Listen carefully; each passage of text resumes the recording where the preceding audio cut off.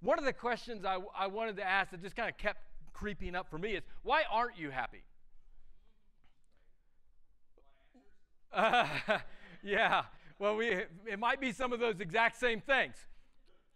But there's a part of me, we live in a smart town, and there's a part of me that, okay, so as I talk about this, just know I really struggle with this, all right? So anything I'm shooting at you, I'm shooting right at me as well, like I'm just shooting my toes left and right.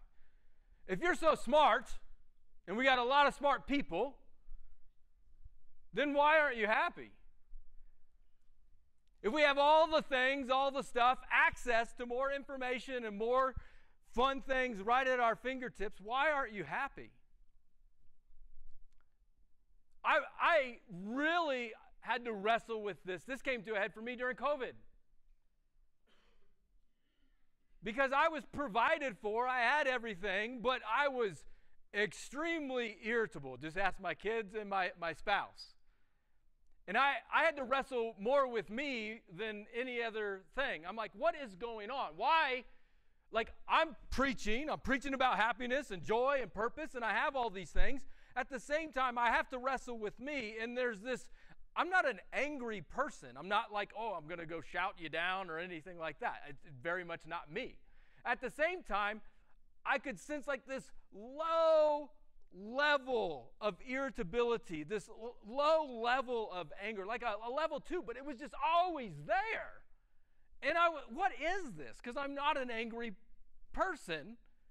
And I'm like, why can I, what is this?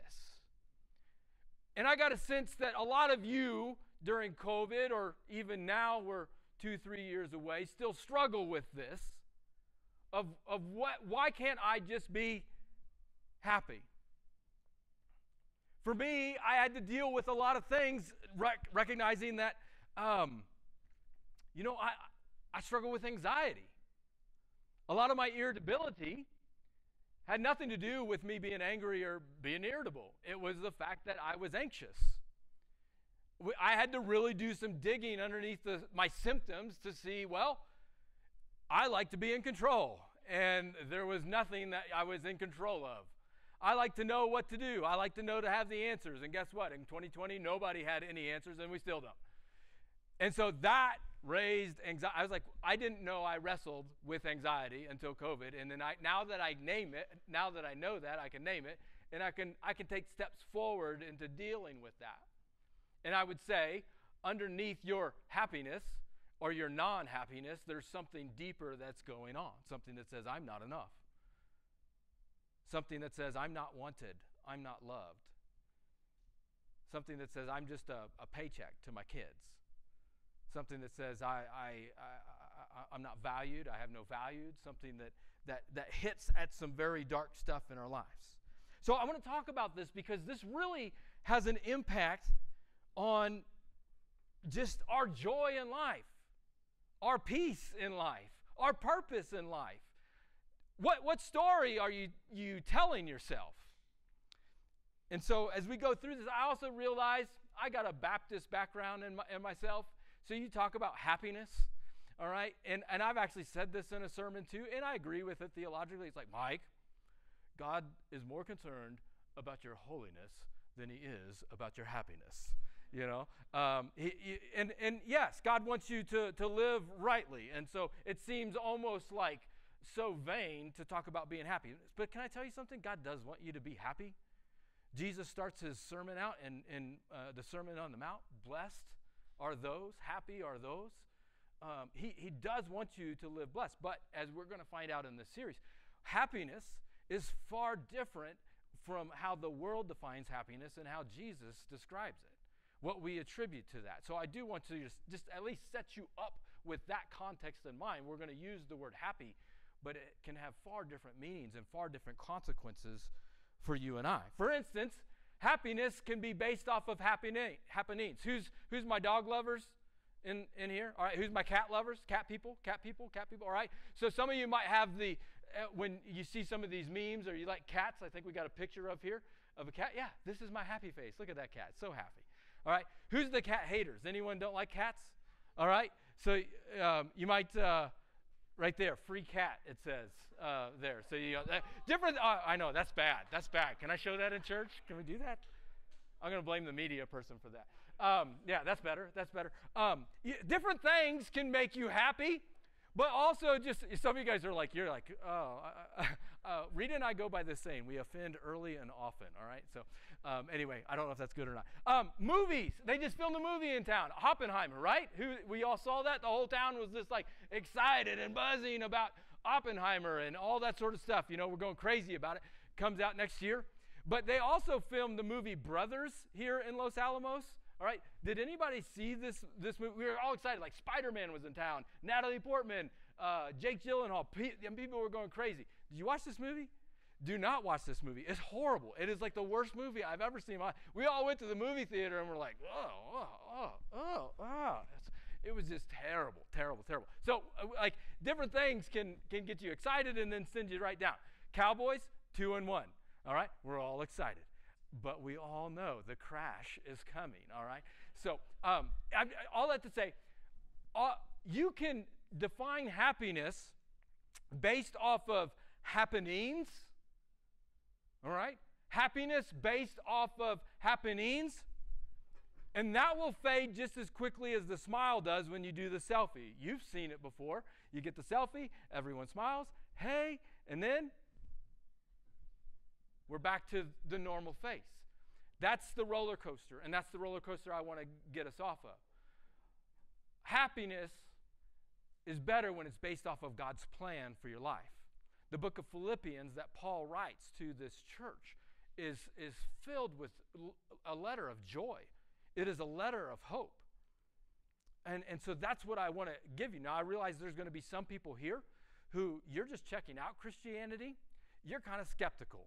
And I think that's okay. Like, I'm glad you're here to come and check it out because I'd kind of be skeptical too. What is all this happiness and this joy talk and stuff like that? Well, I want to lean in over the next 5 or 6 weeks as we journey through this, and we're just going to see how this might play out in a way that tells a better story. That's the other question I want to ask. What story are you telling? Paul said, every time I think of you, I give thanks to my God. And we can tell different stories and different narratives because Paul had every reason to be bitter whenever he was thinking about these people and the circumstances that he was with the Philippians, but he chose to be grateful. Which, happiness hint number 1, if you want to write this down and take notes, happy people are grateful people. Happy people are grateful people. The other day I was driving down the hill. We were going to Espanola. With me and my boys. And so I just decided, hey, I'm going to be a good dad here. And we'll strike up a conversation. I said, boys, tell me something you're grateful for. What's something that you're thankful for? And the first thing that comes out of my son's mouth, he says, I have absolutely nothing to be thankful for this morning. No, that's Jeremiah. Charlie started ripping off. I'm like, oh, no, we're not going here. All right. So I started laying in. I said, well, let's start with this. You woke up in a bed with covers. You had a roof over your house. You had air conditioning. And now you are traveling while seated in a vehicle that's going several miles an hour. And he was like, okay, I get it. Like, Dad, stop, all right? But I think naturally we tend to take things for granted. We forget to be grateful. This is the first thing that he starts off with is when I think of you, I thank God for you. And he starts out with his gratitude. For many of us, we can take people for granted rather than giving them gratitude, having gratitude for them. A lot of times, and this happens more with the people who we love the most, the people who we are with the most, we take them for granted. Often it's, what can I get from you, or what can you do for me? I need you to get ready. Let's go. All these things that I want you to do for me to help me feel comfortable or make me happy. And Paul starts out here with a great model to say, I thank God for you. But I also said it didn't start out that way. Because thinking of you, Philippian church, is a reminder of where I am not. Ever since Paul accepted Christ, he got knocked off his horse, he got knocked down, and he had this miraculous conversion, gives his life to Christ. He had this dream to go preach in Rome, the center of that world at that time, the most powerful place, the epicenter, where he could reach the most powerful people and reach the most people. I kind of have I kind of think that Paul might have had a dream to rent out the Colosseum, fill it up for weeks on end, and just preach revival sermons after revival sermons and just seeing waves and waves of people getting saved. But where is Paul in this?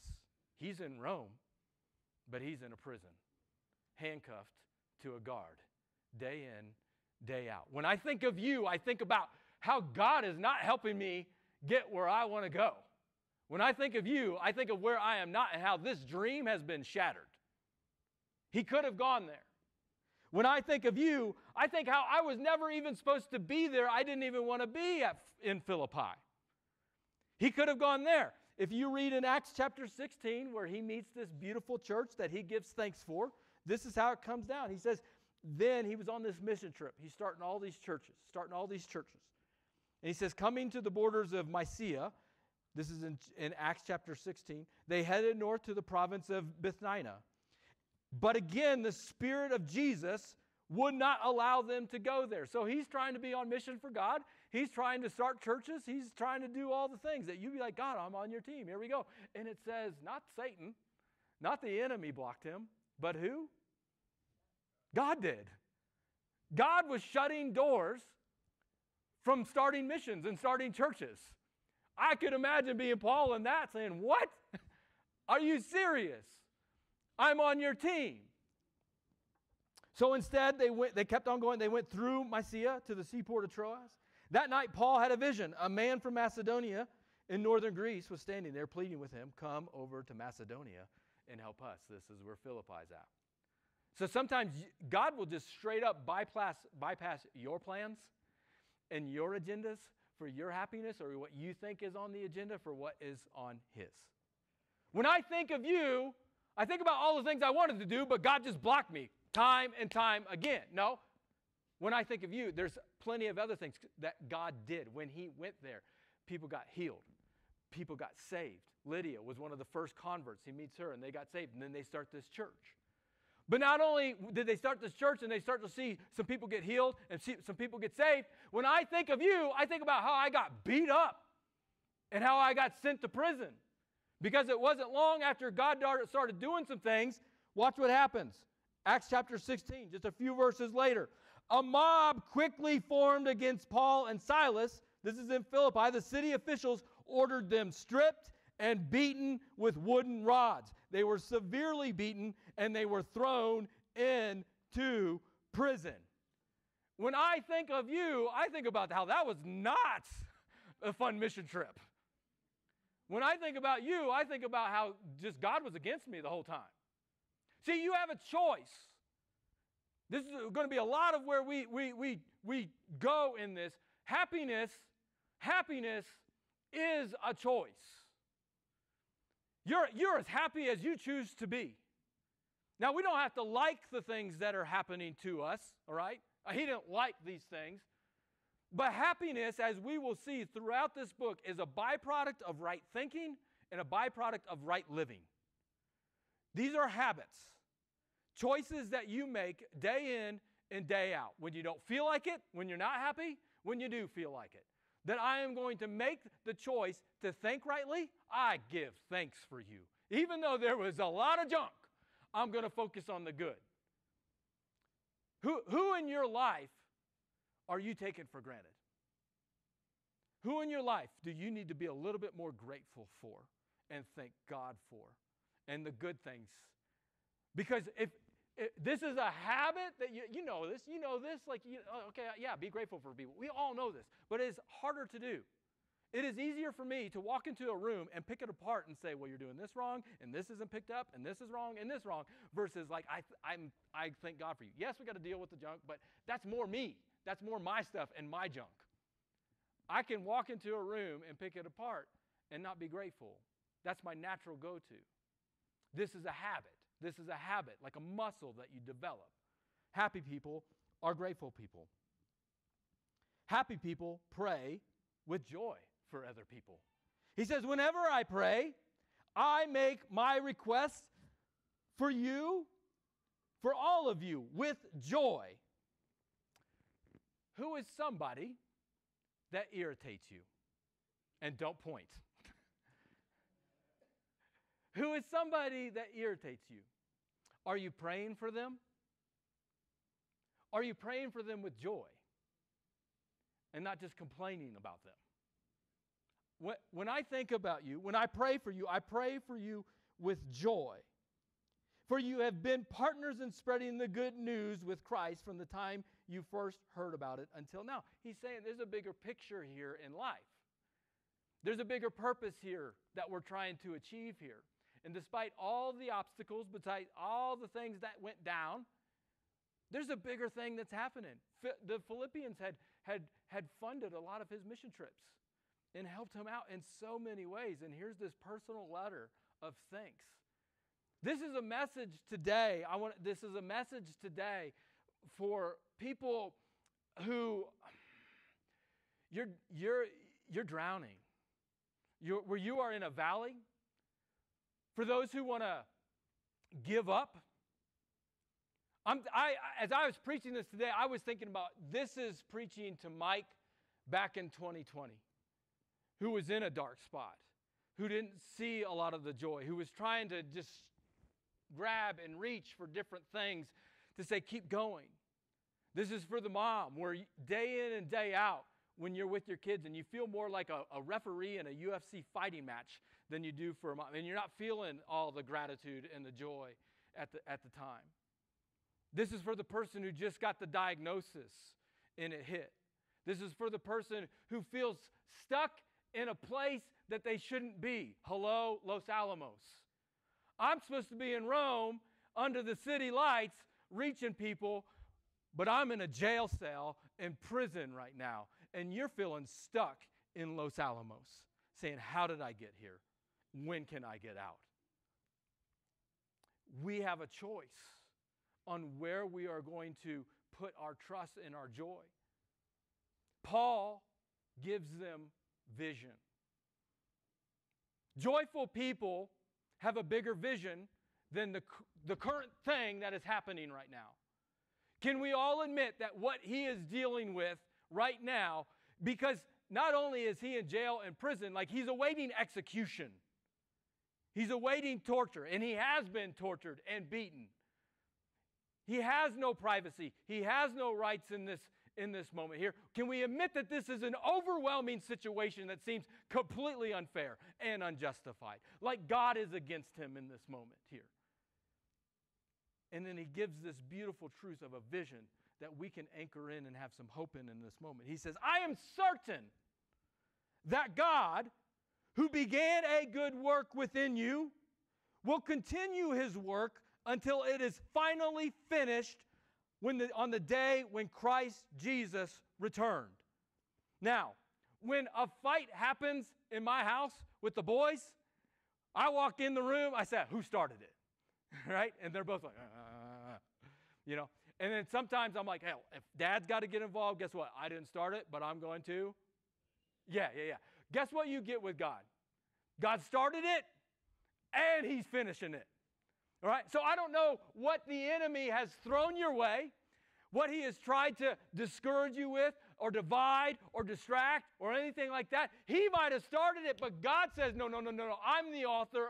Got the end of this story, and I'm the one who's going to finish this.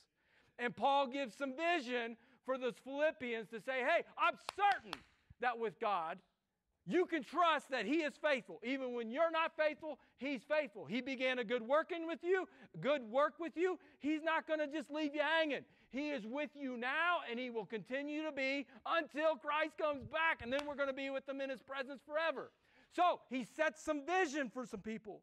So you're tired, you're overwhelmed, frustrated with where you are not at. I should be further in life by now. I'm feeling stuck. I want to quit. In your current season, maybe you've lost a relationship. Maybe you've gotten knocked down. Well, I'm going to tell you, if you feel like you have a setback, we serve a Savior, that might be providing a setup for you. That when that gravestone came over the grave and all looked like all hope was lost, Jesus rose from the dead and gave us victory. Because the stone rolled away, because Jesus is alive again, I don't care what the circumstances has, that's the hope of a Christian. That is our foundation. That is our anchor. So when he is looking at his situation, my hope, my happiness is not in my happenings. It's not in my circumstances. It is built on the solid rock of Jesus Christ. So I'm going to give you vision to look at him. Fix your eyes on Jesus, and he'll get there in Philippians chapter 3. All right? But he's just setting it up here. I have my confidence in that. Fix your eyes on Jesus. Fix your eyes on Jesus. Fix your eyes on Jesus. I knew someone who their husband had committed adultery. And this woman, she went to bed that night. He got caught, he got busted, and it was really bad. And they immediate separation and things are going. And she shared about that first night when she's at home in her bed all alone. And the kids went their way, and she's just sick. She can't breathe. She's drowning. She can't eat. She's nauseous. She can't sleep. And in all of that desperation in which you can imagine, she's screaming out to God. She's crying out to God. And she knows Psalm 23. Hey, yea, though I walk through the valley of shadow of death, your rod and your staff, they comfort me. They're with me. She said, God, he wasn't there. I didn't feel him. I didn't hear from him. It's like she was all alone. And you can imagine just how gut-wrenching that would be. And then you go to your father who's supposed to be there, and he's not. He's supposed to be comforting, and he's not. She still held on to God, although she had lots of questions. Thank goodness we have a God. Jesus says, ask, seek, knock. Like, keep coming, keep coming, keep coming. So in the years of anguish, the years of seeking, the years of asking, the years of questioning, and it is okay if you're in those moments to question God. God, where are you? God, you left me. She kept holding on, but she kept asking. And she came across a sermon one day where God just totally spoke to her. And this was for her in that situation.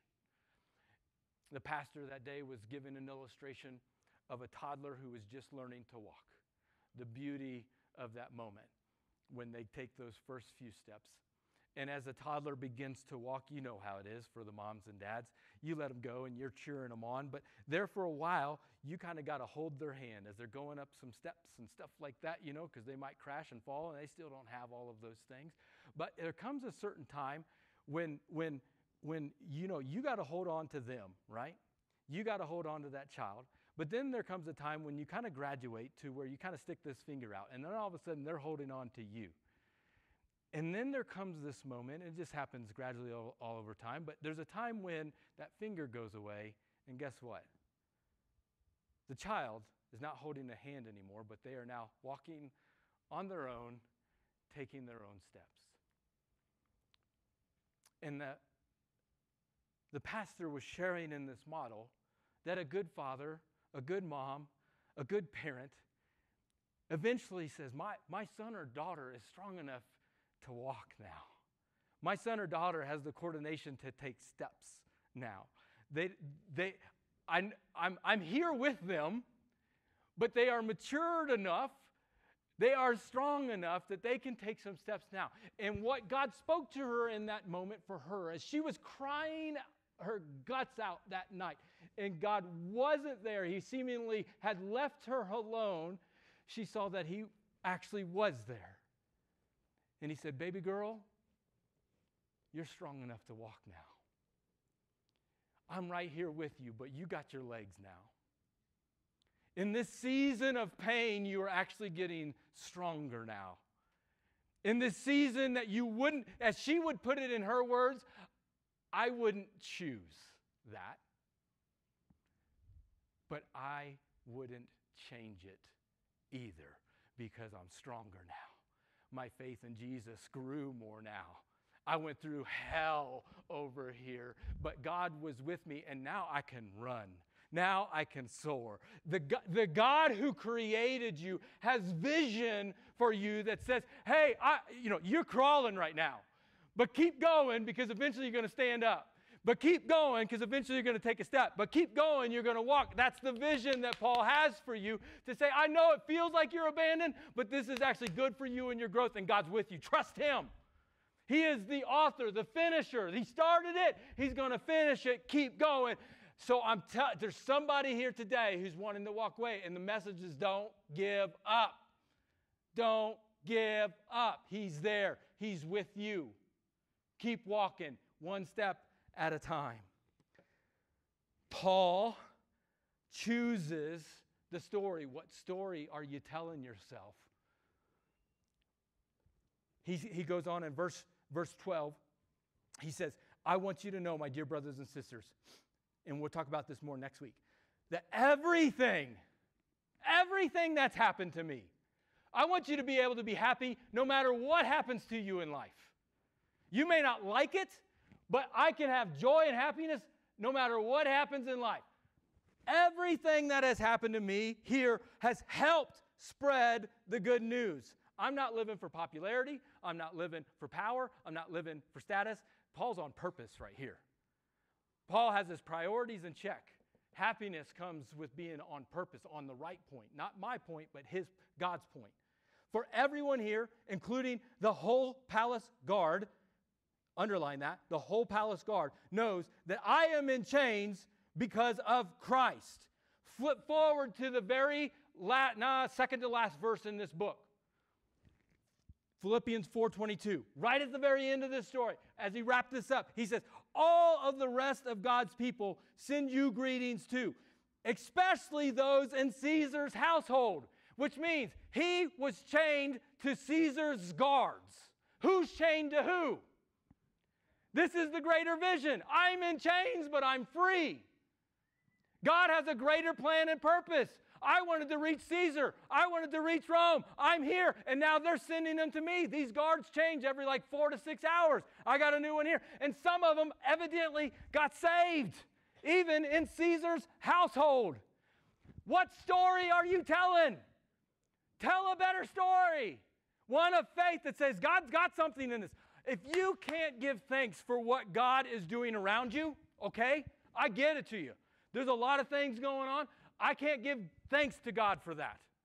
I don't like it. I don't want it. It's okay to point to that objectively and say that's evil, all right? I'm not just saying we just blow smoke and just oh yeah, well that stinks and I'm going to do cartwheels and say that's great. No, I can look at it and say that's not good. But if I can't give thanks to what God is doing around me, I can certainly give thanks to what He's doing inside me. And I'm going to trust that He's doing something even better through this. If the enemy's coming at me, or if He must have something better on the other side.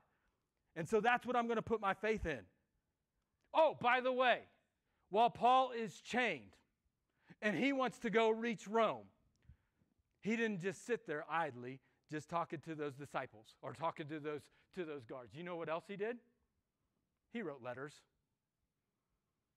He wrote a bunch of letters to churches, which we now read and have been reading for centuries. Which one do you think had a bigger impact? Rome and the Colosseum, which he never made it to, that we know of, or these letters? What story are you telling? I believe in a God who can do immeasurably more than you can think or imagine. And I believe He wants that for your life. But the story we tell has so much to do with how much joy we have, how much peace we have in our life, the purpose that we live.